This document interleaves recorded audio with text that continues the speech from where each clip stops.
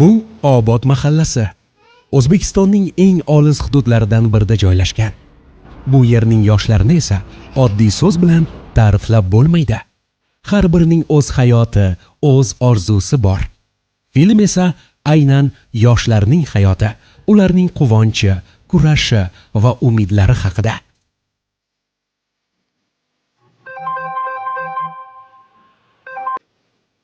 Alo. Bu Asilbek, Obod mahallasi erkatoyi.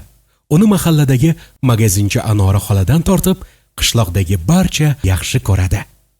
Ha mayli, davomini ko'raylikchi, nima bo'larkin? Alo, qayerdasan? Uydaman, tinchlikmi? Eski joyimizga kel. Ha, hozir boraman. Timurga telefon qildingmi? Yo'q, Ayzaga qilmoqchi edim. Hamda Timurga o'zim aytaman. Bo'pti.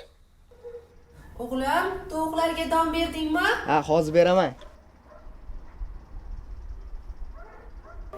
Sordi.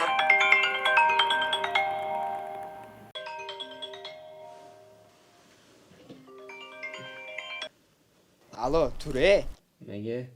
Ish bor ekanmish, do'stim aytdi. Eski joyimizga yig'ilyapmiz. Ayza ham kelar ekan. Bo'pti.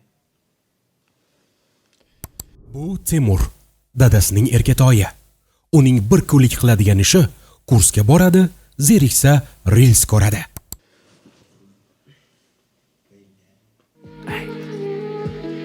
Tanovul faysni hammasi yaxshi. Miyada biznes o'ylamadim faxshni. Bu mani pochirkim o'xshaydi naqshga. Benjamin Case nima bor axshda. Tanovul faysni hammasi